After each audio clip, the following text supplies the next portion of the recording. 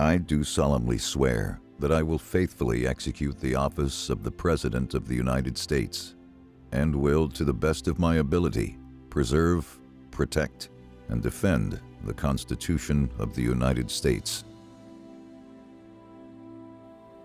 In over 200 years, the United States of America has seen its executive branch of government under the control of but 44 men. These men saw the country through times of war and peace, through times of reconstruction and stability, and through times of hardship and prosperity. Each man who has taken the presidential oath has had a plethora of difficult responsibilities before him. Often a divisive political figure, the president must pass or veto United States laws, nominate federal judges, like those who serve on the Supreme Court, and act as Commander-in-Chief of the United States Armed Forces. Who were these great men? How has their leadership shaped the country, government, and way of life we now know today? And what does the future hold for the office of the President of the United States of America? Join us as we examine the lives, service, and influence of the United States presidents, from politics to power.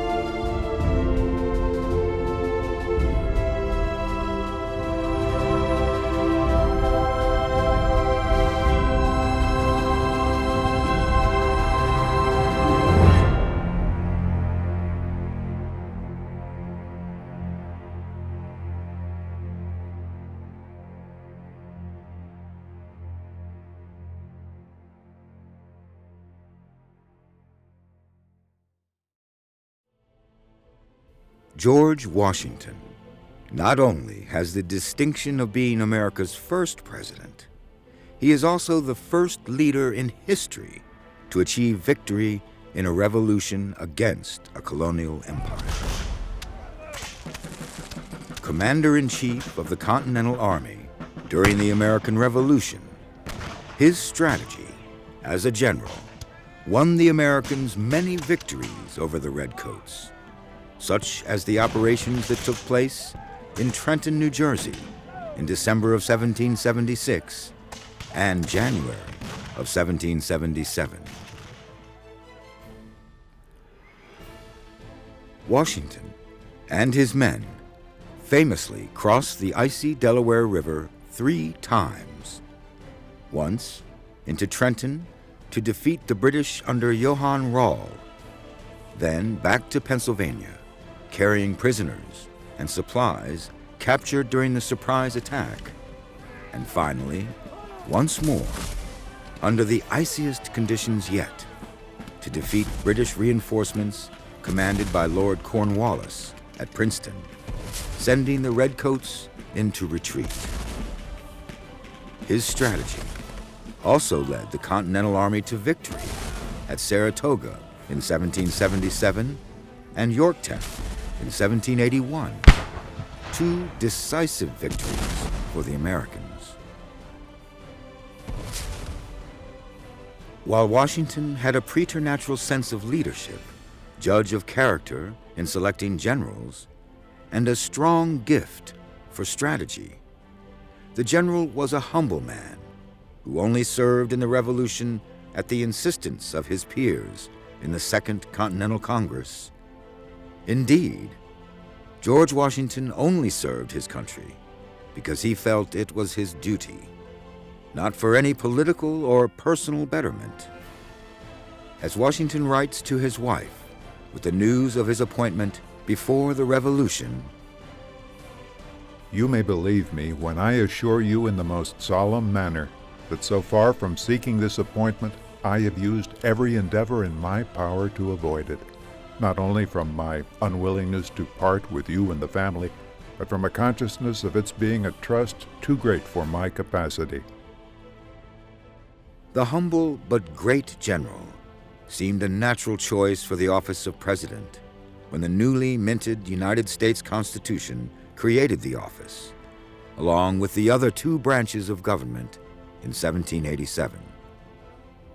He would serve in the office from April 30th, 1789 through March 4th, 1797, choosing not to seek a third term and establishing the two-term custom. The Electoral College, also established by the famous document, unanimously elected Washington to the presidency, with the next highest vote count making John Adams vice president. Initially declining the $25,000 a year salary voted upon by the first United States Congress, Washington was later convinced to accept the pay to avoid establishing a precedent of only the independently wealthy holding the office. Washington's humility shaped the office, and he took great care to mold any ceremony the presidency might bring into something that would be uniquely American and not something that might resemble the royal courts of Europe. Many in the Congress wanted to address the president as Your Excellency or other fanciful titles, but Washington chose to simply be addressed as Mr. President. Called the father of his country, even in his own lifetime, Washington also managed to serve as president in ways that few, if any others, have. One of only two sitting presidents to lead an army on the field of battle, Washington led a militia of 13,000 men to quell an insurrection known as the Whiskey Rebellion, when belligerents protesting a whiskey tax wreaked havoc in Pennsylvania in 1794. Washington was also the only prominent founding father to leave instructions in his will for all of his slaves to be freed. While Washington personally opposed slavery, the president never challenged the issue for fear of dividing the nation that was in its mere infancy. He wrote, "There is not a man living who wishes more sincerely than I do to see a plan adopted for the abolition of slavery." Retiring to his plantation at Mount Vernon, Virginia, after his presidency, Washington died on Saturday, December 14, 1799, at age 67. His last words were reported to be, "'Tis well." By Washington's side as vice president for both of his terms was a lawyer, statesman, and diplomat, John Adams. As one of the founding fathers of our nation, Adams was instrumental in convincing the First Continental Congress to declare independence from Great Britain and helped Thomas Jefferson draft the Declaration of Independence in 1776. A fierce and vocal opponent of the Stamp Act of 1765, which said that no printed material could be printed in the colonies unless it was on imported British stamped paper, was imposed upon the colonists without consulting American legislators. In December of that year, Adams delivered a speech in Massachusetts that declared the act invalid, since the people of Massachusetts had no representation in British Parliament. In 1770, in Boston, an altercation between colonists and British soldiers resulted in the death of 5 civilians. The incident came to be known as the Boston Massacre. And while the tragedy was yet another sign that America should push towards independence, when Adams was called upon to defend the soldiers in court, he accepted, in spite of what it might do for his reputation. At the trial, Adams made a now famous statement, ensuring the soldiers received a fair trial based on the facts and evidence available.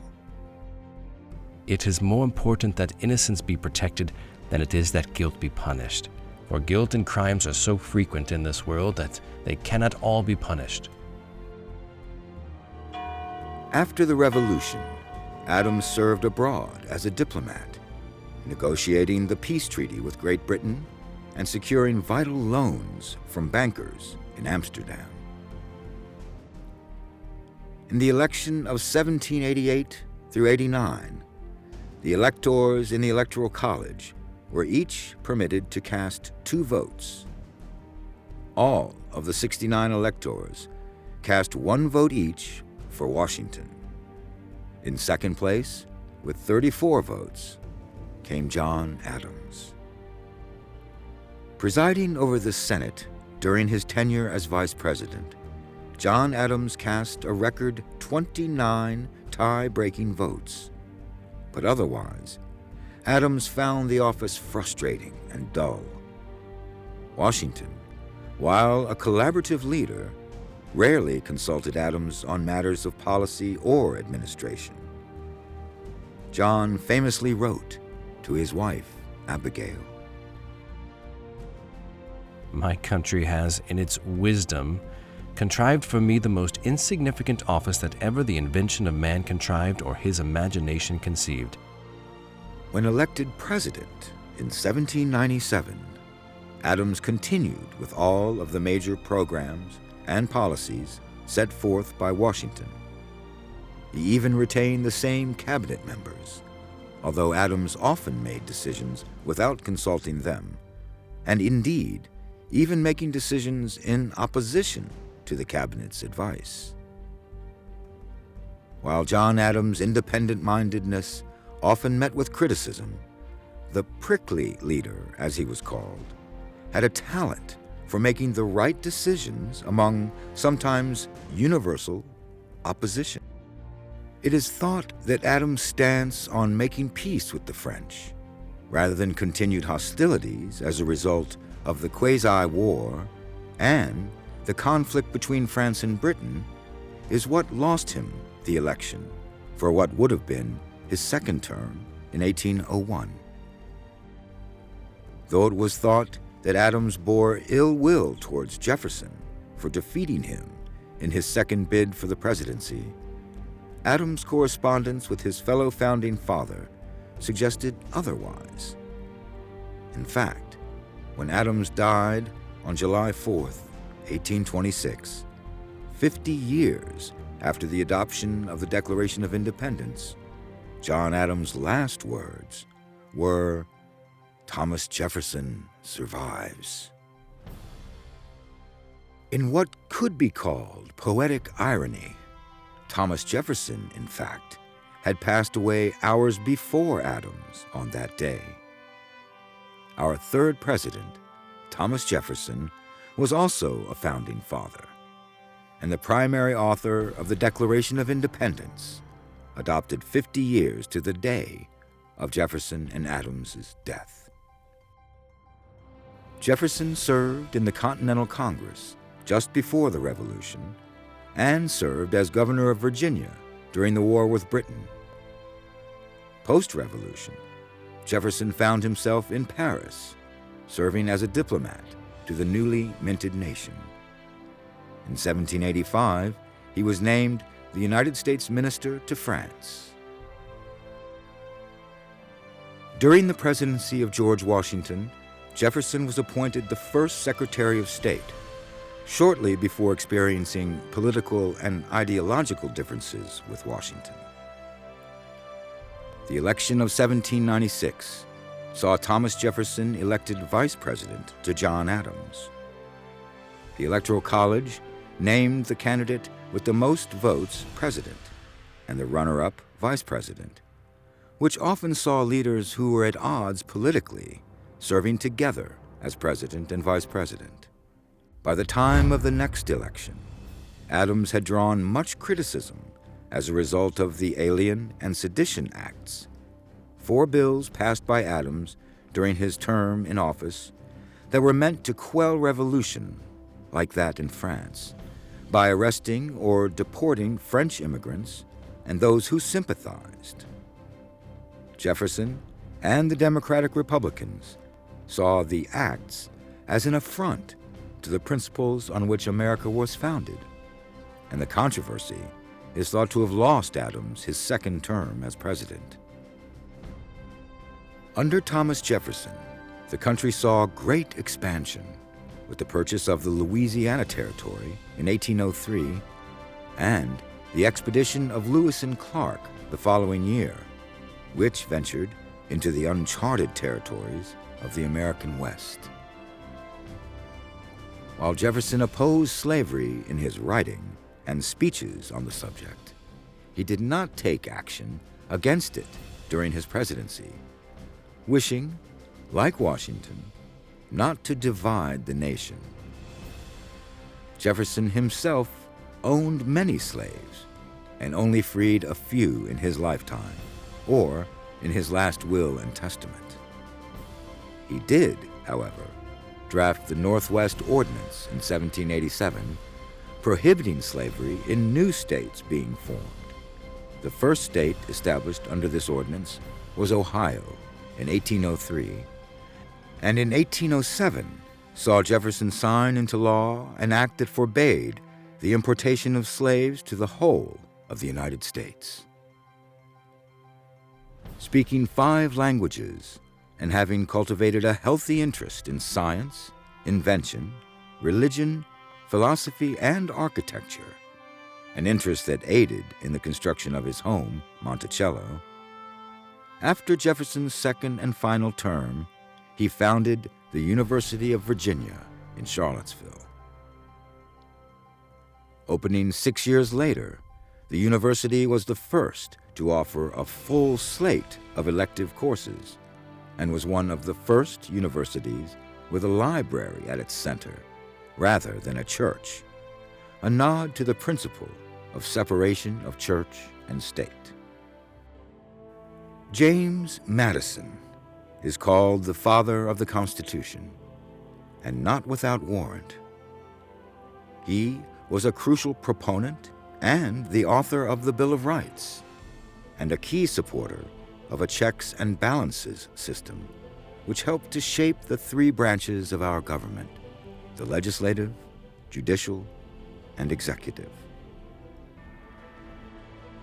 May 1787 saw Monroe serving as part of a convention that would shape the Constitution of the United States.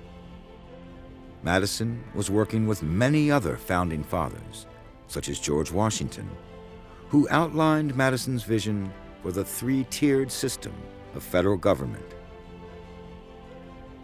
Serving as Thomas Jefferson's Secretary of State, Madison oversaw the Louisiana Purchase, effectively doubling the size of the nation. When he took office as president in 1809, the prosperity of America flourished for a few more years.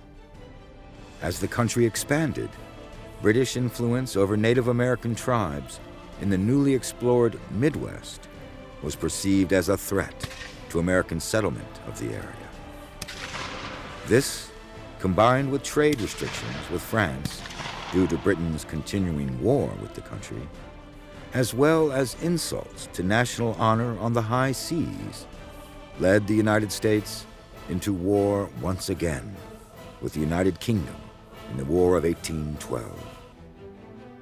Madison had been opposed to the war since before his first term in office, writing in 1795, Of all the enemies to public liberty, war is, perhaps, the most to be dreaded, because it comprises and develops the germ of every other. War is the parent of armies. From these proceed debts and taxes. And armies and debts and taxes are the known instruments for bringing the many under the domination of the few. while the conflict settled many residual issues left over from the American Revolution, the administrative and financial weaknesses of the still developing Union were exposed. This reversed Madison's opinion on developing a strong national government and army, as well as the establishment of the National Bank, which he had previously opposed. After the War of 1812, the United States entered into a time of prosperity and political stability. A national bank plan was approved, as were taxation systems and a standing professional military. While in office, two new states, Louisiana in 1812 and Indiana in 1816, were admitted to the Union. Madison retired to his plantation home, Montpelier, in Orange County, Virginia, after his second and final term in 1817. When Jefferson passed away in 1826, Madison took over as rector, or president, of the University of Virginia, a post he held until his own death in 1836. Of the first 5 presidents, 4 of them were born in Virginia, within mere miles of one another: Washington, Jefferson, Madison, and James Monroe. Monroe was elected America's 5th president and was, in fact, the last of the Founding Fathers to hold that office. During the American Revolution, James Monroe was a college student at William and Mary. In 1776, moved by patriotism, Monroe left school and volunteered in the Army. He was promoted to captain for his valorous conduct at the Battle of Trenton, in which he suffered a musket ball to the shoulder, and actions under General Armstrong at the battles of Brandywine, Germantown, and Monmouth saw Monroe ascend to the rank of colonel after gaining the personal favor of General George Washington. Monroe later served in the Senate for the first U.S. Congress, went on to be the elected governor of Virginia, and served as a diplomat in France, where, in 1803, he assisted in negotiations leading to the Louisiana Purchase. With 80% of the electoral vote in 1816, Monroe was elected President of the United States. While in office, Monroe saw the United States finally stretch from sea to shining sea, as the American territories now extended from the Atlantic to the Pacific, with the ratification of the Treaty of 1818 with the United Kingdom, granting harbor and fishing rights to the Americans in the Pacific Northwest. Monroe also bought Florida from the Spanish, and 5 states were admitted to the Union under his 2 terms of office: Mississippi, Illinois, Alabama, Maine, and Missouri. In 1822, Monroe, in cooperation with his soon-to-be presidential successor, John Quincy Adams, developed and introduced to Congress the Monroe Doctrine, which put forth that any colonial operations by Great Britain, as well as any interference with the independence or developing independence of a nation in the Americas, indeed all of the Western Hemisphere, was to be viewed as an act of aggression on the part of Great Britain against the United States. Likewise, the United States would not interfere in any European affairs. The doctrine effectively created American isolationism, which shaped foreign policy for decades to come. Born the son of John Adams and Abigail Adams, in John Adams' hometown of Braintree in 1767, John Quincy Adams, like his father, was destined for a life of public service, culminating, but not ending, with the presidency. Like his father, John Quincy was educated at Harvard after spending his younger years abroad, while John Adams served as the American envoy to France and the Netherlands. Gaining political prominence in his mid-20s with a series of articles supporting President Washington's decision forbidding American interference in the French Revolution, Washington soon appointed John Quincy minister to the Netherlands. He nearly refused, but his father convinced him to take the job. As Secretary of State under James Monroe, Adams was the principal writer of the Monroe Doctrine. In 1824's presidential election, it appeared Andrew Jackson had won. However, the electoral votes received were not enough of a majority to win the presidency. The House of Representatives was then tasked with choosing the president from the top 3 candidates: Jackson, William H. Crawford, and John Quincy Adams. Adams' presidency focused on internal improvements to the roads, ports, and canals of the country. Adams also proposed federal support for the arts and sciences, as well as the foundation of a national university. He continued his foreign policy operations under the Monroe Doctrine, not allowing American involvement in wars and disputes overseas. In another comparison to his father, John Quincy Adams only served 1 term in office, being defeated by Andrew Jackson in the 1828 election. Rather than retiring from politics, as most of the previous presidents had, John Quincy Adams went on to serve as a U.S. representative for the state of Massachusetts. So far, Adams remains the only former president to later be elected to the House of Representatives. Serving in Congress for the last 17 years of his life, his career as a representative outshined that of his presidency. Often called Old Hickory, due to his brash, tough personality and aggressive nature, America's 7th president, Andrew Jackson, was a veteran of the War of 1812, in which, as a general, he fought and defeated the Creek Indians at the Battle of Horseshoe Bend and the British at the Battle of New Orleans. In 1797, Jackson was elected U.S. Senator for Tennessee, but resigned the same year. The following year, he was appointed a judge of the Tennessee Supreme Court, where he served until 1804. In 1822, Tennessee elected Jackson senator once again, while also nominating him for president in the upcoming 1824 election. Jackson lost to John Quincy Adams, but he had his sights set on the presidency.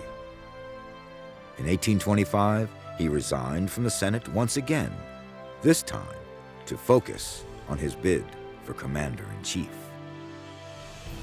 During the second campaign, Jackson suffered a barrage of mudslinging, from attacks against his wife, calling her a bigamist, and he himself being called a jackass.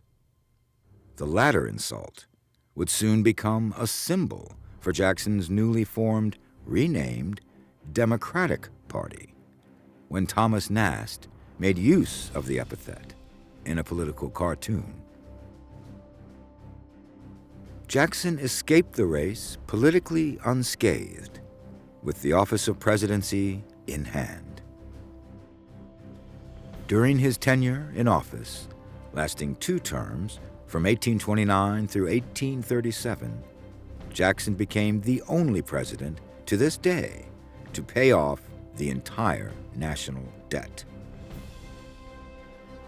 Jackson opposed the National Bank, which he felt only served to make the rich richer and exposed the government to control by foreign interests, among other grievances. It was Jackson's struggle with the bank that led to the first assassination attempt on a sitting president, when Richard Lawrence, an unemployed house painter from England, attempted to fire on Jackson as he left the funeral of a South Carolina representative. Lawrence was reported to have stated that if the president were dead, money would be more plenty. Jackson's accomplishment in resolving the national debt was short-lived. The Panic of 1837 saw profits and wages plummet and unemployment skyrocket. These trends led the nation into a depression, much of which was blamed on America's 8th president, Martin Van Buren. While many economists argue that Jackson's conflict with the bank are what led to the Depression, the hard times became what Van Buren's presidency was known for. Indeed, Van Buren initially vowed to continue in the footsteps of Jacksonian policy, as they had seemed to bolster the country as well as his own legacy. Serving first as Jackson's Secretary of State and later as his vice president, Martin Van Buren was a lawyer active in political life from the tender age of 17. In 1821, he was elected a New York State senator, and in 1829, he left Washington when he was elected governor of New York for the second shortest term on record. For later that year, he was named Andrew Jackson's Secretary of State. Largely responsible for the formation of the Democratic Party, Van Buren was elected Jackson's vice president in 1832 and easily won the election to the office of president 4 years later. Van Buren introduced legislation that would establish an independent treasury in 1837, passing the act in 1840, and, in a break with the ideals of his predecessor, Van Buren sought a diplomatic solution with Mexico over a financial dispute rather than solving the issue with force. While Van Buren sympathized with Joseph Smith during the 1838 Mormon War, where 20,000 followers of the Latter-day Saints movement were driven from the state of Missouri, the president could be of no help to them. One of the architects of machine politics, where individuals and organizations aligned themselves with certain platforms and ideals, Van Buren played the political game well. For all his deft political maneuvering, Van Buren was unable to see a second presidential term. Revolt against democratic rule had begun as early as his first year in office, with disastrous state elections for the Democrats. This opposition paved the way for William Henry Harrison, a Whig candidate, to win the election of 1840. As Van Buren left the office, he stated, "As to the presidency, the 2 happiest days of my life were those of my entrance upon the office and my surrender of it." The last president to be born before the Declaration of Independence was also the first to die while still in office and effectively serving the shortest term at 32 days as president. William Henry Harrison, the 9th President of the United States, gained renown for leading American forces against American Indians at the Battle of Tippecanoe in 1811, and later served as a general in the War of 1812, defeating Tecumseh in the Battle of the Thames, and resulting in the dissolution of the warring Native American coalition which he led. His success at Tippecanoe earned him the same nickname. The name inspired Harrison and Tyler's 1840 presidential campaign slogan, as well as a song, Tippecanoe and Tyler Too, which gained enormous popularity during the campaign and helped usher Harrison and his vice presidential nominee, John Tyler, into the roles of president and vice president, respectively, with a landslide electoral victory, but a close, popular election. The shortest-serving president apparently had the longest inaugural address in history, taking 2 hours to read, even though its 8,445 words had been edited down from a much longer manuscript by friend and fellow Whig Daniel Webster. In an effort to prove his virility, Harrison rode a horse in his inaugural parade and wore no coat or hat, despite the rainy, wet conditions of the day. It was assumed that this is what caused the cold and later the pneumonia that killed him. But that wouldn't occur for 3 more weeks. Harrison died on April 4th, 1841, placing the American government into an awkward position. At the time, there was no clear contingency plan in place for the death of the president. While Article II named the vice president as successor, scholars and legislators at the time argued over whether this named Tyler the president or merely acting president, and the Constitution did not specify whether the vice president was to serve the remainder of his president's term. Both houses of Congress debated, but eventually named Tyler President of the United States. Washington, April 4, 1841. To John Tyler, Vice President of the United States. Sir, it has become our most painful duty to inform you that William Henry Harrison, late President of the United States, has departed this life. This distressing event took place this day at the President's Mansion in this city at 30 minutes before 1 in the morning. The United States of America found its 10th president in John Tyler, quite unexpectedly.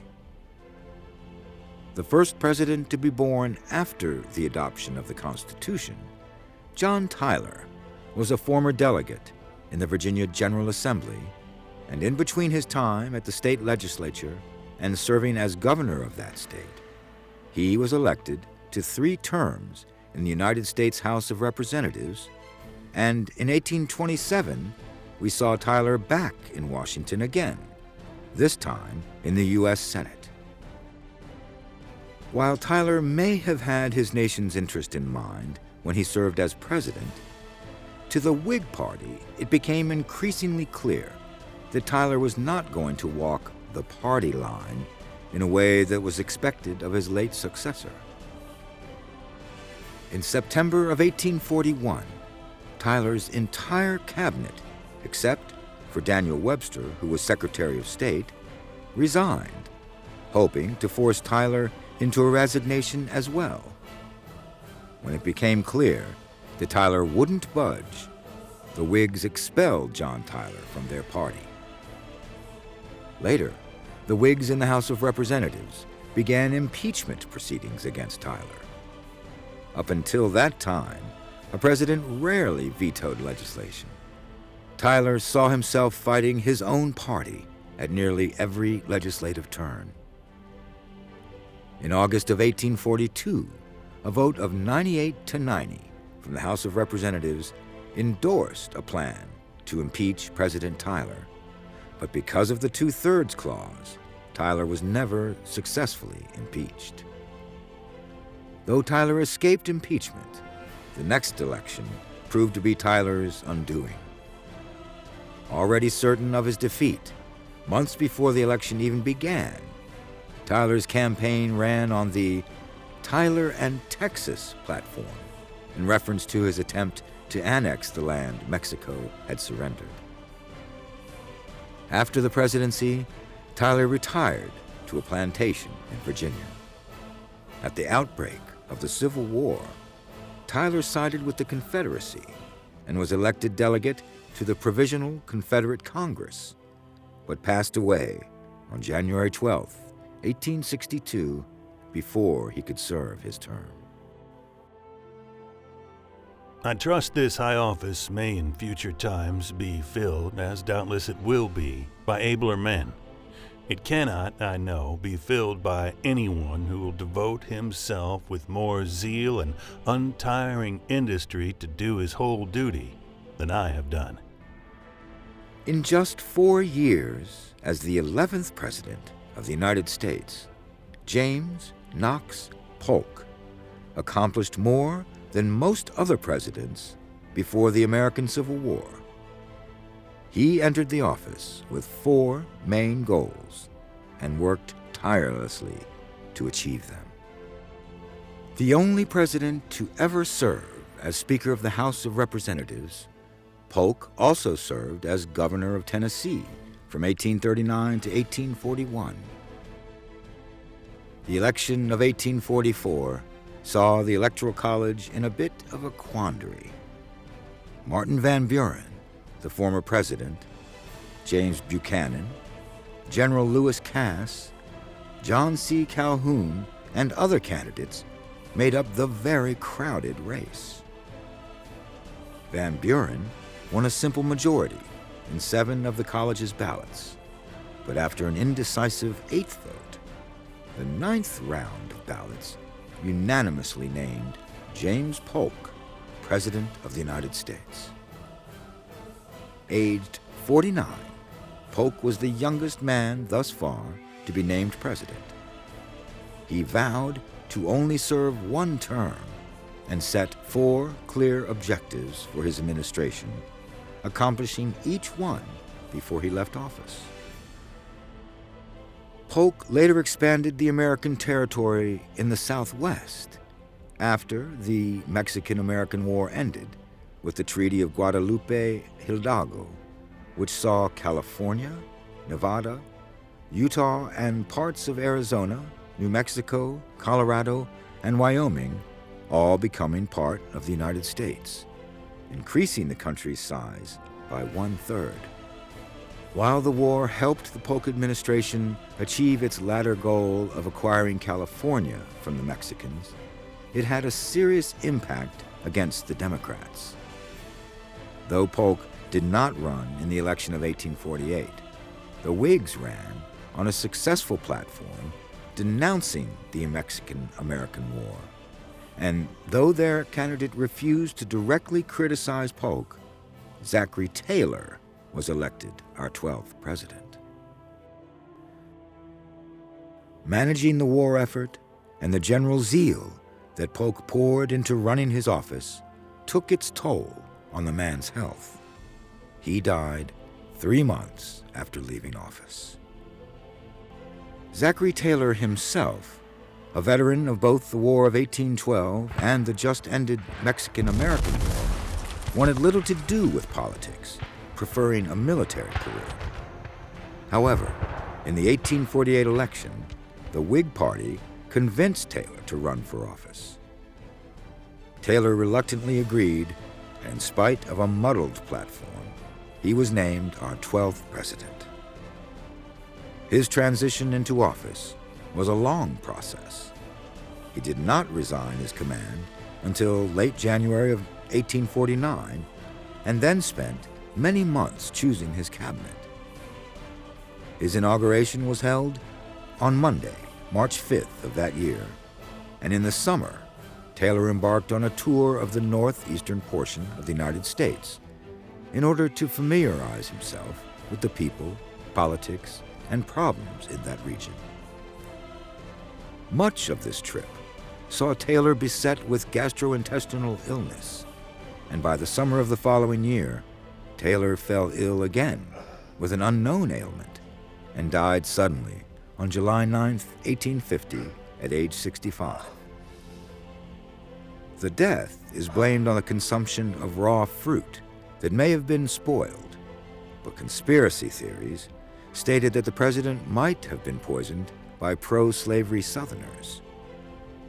A report made by scientists and historians in 2010 contends that there is no evidence for or against this theory.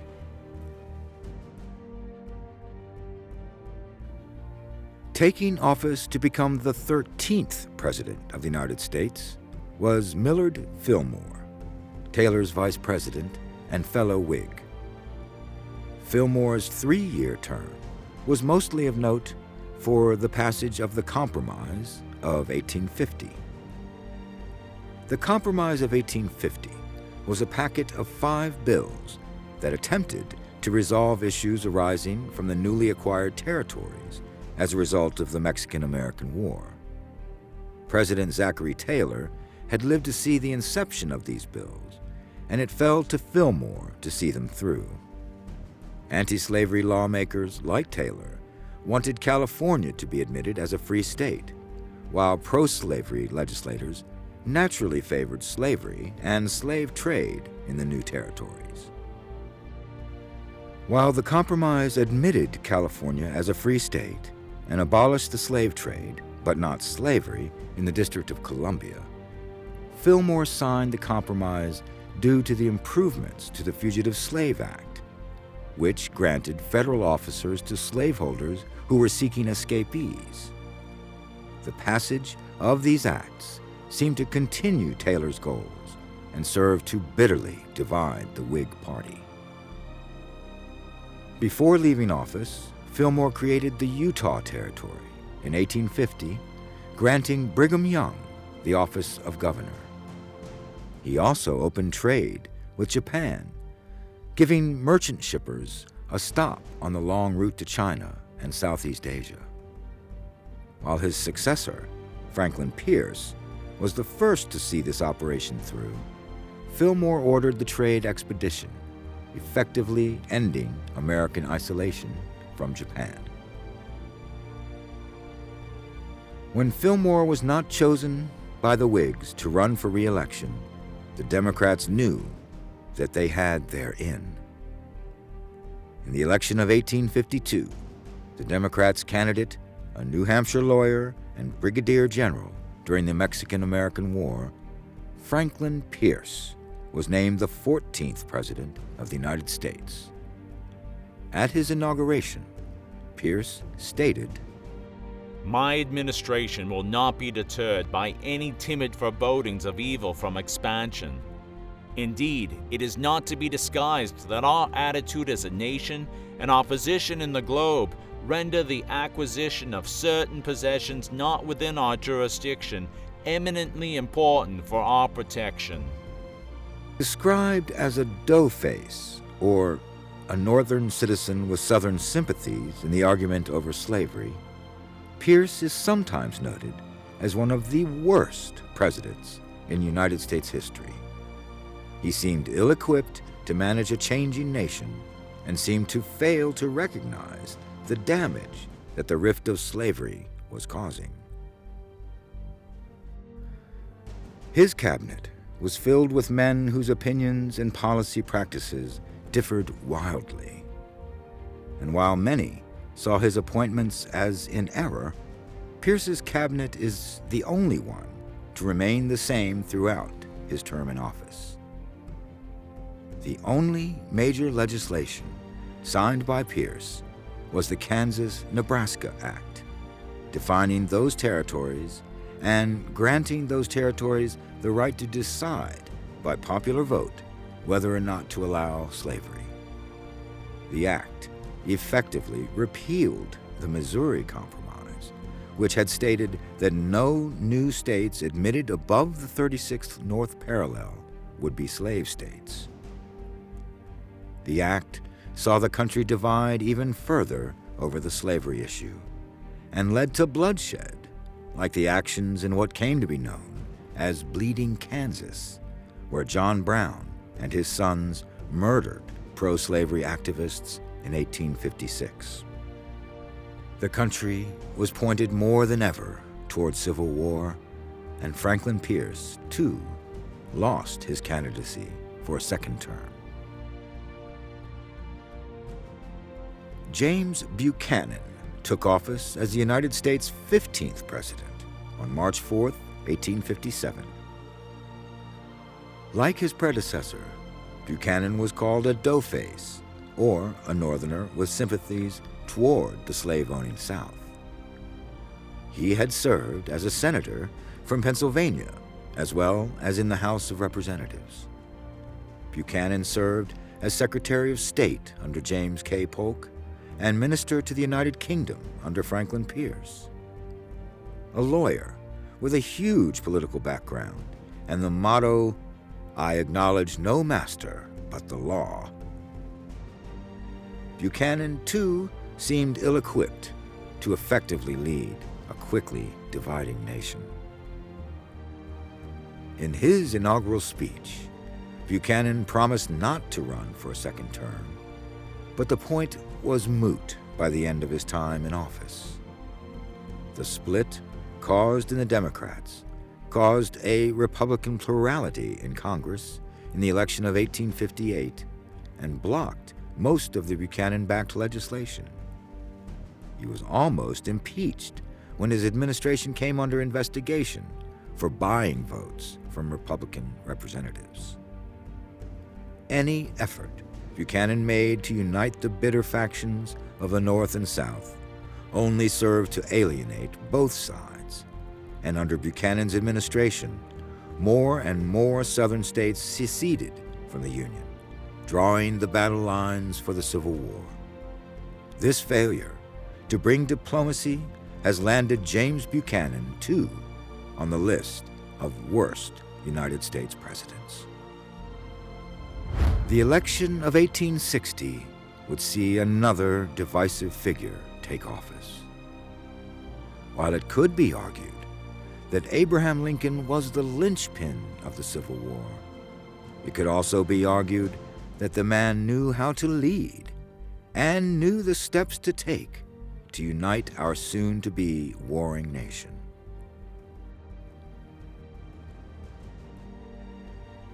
In our next episode, we will examine the presidency through the Civil War. Reconstruction, prosperity, depression. We will take a look at more of the men who led the United States for better or worse. Join us in our continued look at the lives, service, and influence of the United States presidents, from politics to power.